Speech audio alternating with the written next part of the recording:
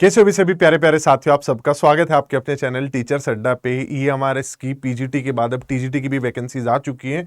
तो टीजीटी में आप लोगों की क्या अप्रोच होनी चाहिए, कैसे आप लोग आगे बढ़ेंगे, उसके बारे में मैं थोड़ी सी आप लोगों को जानकारी दे देता हूं। ये आपका एग्जाम पैटर्न है। इसे आसान भाषा में देखें तो part 1, part 2, part 3, part 4, part 5, हम ऐसे कह सकते हैं 5 हिस्सों में पेपर पूछा जाएगा। जो ये वाला हिस्सा है इसे आप लोग बोल सकते हैं जनरल पेपर, यानी कि ये आप किसी भी सब्जेक्ट के हों, ये वाला पार्ट सबके सामने सेम ही नजर आएगा, जिसमें 10 नंबर की जीए पूछी जाएगी, रीजनिंग पूछी जाएगी, आईसीटी पूछी जाएगी, टीचिंग एप्टीट्यूड यानी कि सीडीपी वाला पार्ट जिसे आप बोल सकते हैं फौरी तौर पर, वो पूछा जाएगा। तो 40 नंबर का ये पेपर हो गया आपका।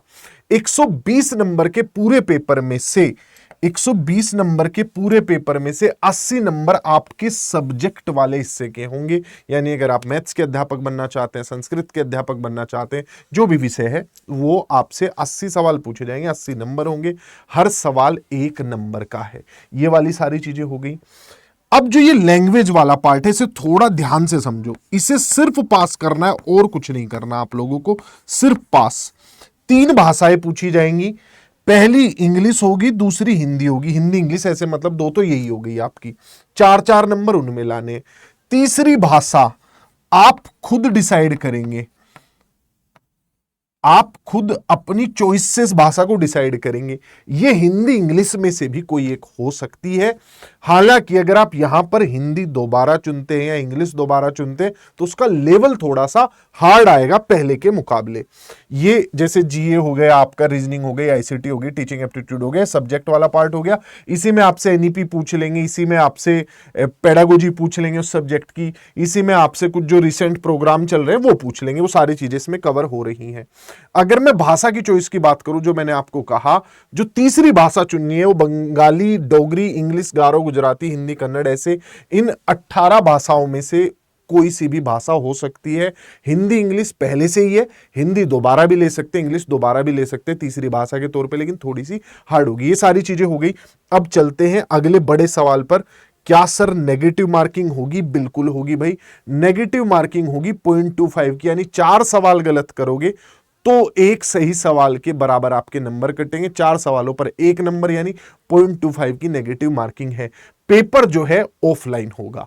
ये तो बात हुई एग्जाम पैटर्न की। अब चलते हैं अगले सवाल पर कि सिलेबस क्या है। अगर मैं बात करूं सिलेबस की, तो सिलेबस को देखो, एक बार आपको सबको अपने इंडिविजुअल सब्जेक्ट का सिलेबस डाउनलोड करके पढ़ना जरूर पड़ेगा। और मेरी नजरों में असली छात्र वही है जिसे अपना सिलेबस की फाइल और स्क्रीनशॉट उसके पास पड़े हो। उसके लिए नीचे एक लिंक दे रहा हूं, उस पर जाकर डायरेक्ट डाउनलोड कर लेना या एमआरएस की वेबसाइट से डाउनलोड कर लेना। आओ देखते हैं जनरल पार्ट का। पहले जीए आपकी जो नॉर्मल है वो पूछी जाएगी, करंट अफेयर्स और जनरल नॉलेज, ये एजुकेशन फील्ड के इर्द गिर्द ज्यादा घूम रही होगी। इसके बाद रीजनिंग नॉर्मल सारे चैप्टर दिए हुए हैं, आईसीटी कंप्यूटर वाले जो सारे क्वेश्चंस आते हैं, टीचिंग एप्टीट्यूड वही जो DSSB, केवीएस, एनवीएस हम सब जगह देखते हैं, वो वाले सवाल है। वहां से आपकी इसकी अच्छी प्रैक्टिस भी हो जाएगी। पेडागोजी आपकी सब्जेक्ट बेस्ड होगी, जिस सब्जेक्ट के टीचर बन रहे हैं। एनईपी 2020, नेशनल एजुकेशन पॉलिसी हमारी, खेलो इंडिया, फिट इंडिया, जितने भी प्रोग्राम चलाए जाते हैं एजुकेशन रिलेटेड, वो, हिंदी, इंग्लिश, ये हो गया सारा पोर्शन। अब इसके अलावा जो भी आप भाषा चुनेंगे, तीसरी भाषा वो होगी। ये जनरल पार्ट है सारा का सारा, ये सबके सामने आएगा। अब बात करते हैं आपके मेन सब्जेक्ट की, जैसे टीजीटी इंग्लिश। टीजीटी इंग्लिश हो गया आपका, और इसमें आपका टीजीटी इंग्लिश के बाद टीजीटी हिंदी हो गया। क्या क्या चीजें पूरा एक्सप्लेन करके इस पीडीएफ में दिया गया है। हर कोई छात्र जाकर अपने विषय का देख सकता है। जैसे मैथ में अच्छा, इसमें जो टॉपिक दिए गए हैं वो कैसे दिए गए हैं, वो 9वीं 10वीं और 11वीं 12वीं के कुछ इंपॉर्टेंट टॉपिक मिलाकर दिए गए हैं। जैसा मैं मैथ्स में स्टडी कर पा रहा हूं, इंग्लिश में मैंने देखा है तो 9th 10th वाला पोर्शन भी और कुछ कुछ 11th वाला पोर्शन भी डाला गया है। बिल्कुल ना तो DSSB वाला सिलेबस है ना केवीएस वाला सिलेबस है। जैसे केवीएस में बिल्कुल 9वीं 10वीं की एनसीईआरटी थी, DSSB में 11वीं 12वीं ग्रेजुएशन पहुंचा दिया था, उसके बीच का कहीं है। ज्यादा पार्ट जो दिया गया है वो 9वीं 10वीं का दिया गया है। तो आप जाकर अपने एक एक सब्जेक्ट का इंडिविजुअल डाउनलोड करके जरूर पढ़ेंगे। ये मेरी आप लोगों से एक पर्सनल रिक्वेस्ट भी है और सलाह भी है। जब तक अपना सिलेबस नहीं पता होगा नहीं तैयारी कर पाओगे। तो ये सारी जानकारी हुई। अब जो बच्चे चाहते हैं हमारे साथ जुड़कर तैयारी करना, या चाहते हैं कि हम किसी तरीके से उनकी भाई हेल्प कर पाए जनरल पेपर के लिए या किसी और भी पेपर में आप चाहते हैं कि टीम अड्डा आपकी हेल्प कर पाए, तो काफी आसान है भाई।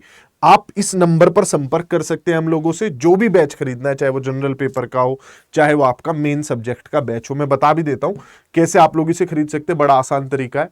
आप गूगल पे जाएंगे, adda247.com सर्च करेंगे। सर्च करते ही आपके सामने पहली वेबसाइट जो आएगी, इस पे ऊपर ही लिखा होता है कोर्सेज, ऑल कोर्सेज। जितना आसान खरीदना उतना ही आसान पढ़ना है, उतनी सिंपल ऐप है, सारी चीजें आपको मिल जाएंगी। तो यहाँ ऑल कोर्सेज में टीचिंग वाले पे जाना है आपको, और ये हमारे टीजीटी पीजीटी में तो बहुत बच्चे अभी तक जुड़ चुके हैं, क्योंकि उसकी वैकेंसी पहले आई थी। टीजीटी की अभी आई है, बैच हमारे कुछ कुछ स्टार्ट हो चुके थे, कुछ अभी स्टार्ट हो रहे 28 जुलाई से। तो आप देख लीजिएगा, डेट कम है। आप जो भी बैच खरीदना चाहते हैं, जैसे आप सपोज करिए मैथ्स का ही बैच खरीदना चाहते हैं, सबसे शुरू में लगा हुआ है, ये जो डिस्काउंट है, मैं इससे भी ज्यादा डिस्काउंट का एक कोड दे देता हूं, लेकिन ज्यादा लोगों को मत बताना, पता चला सबने डिस्काउंट ले लिया। तो लगभग 2200 रुपए में आपको जो है 22,000 वाली पढ़ाई और जनरल पेपर दोनों सब कुछ मिल जाएगा, इसमें सारी चीजें होंगी। ठीक है, तो ये कोड है वो जिसका इस्तेमाल करके आप डिस्काउंट ले सकते हैं, Y174। तो बैचेज में मिलते हैं। बाकी तैयारी से रिलेटेड कोई भी इंफॉर्मेशन, कोई भी जानकारी चाहिए हो तो इस वीडियो के नीचे कमेंट करके आप बता सकते हैं। Bye bye, take care.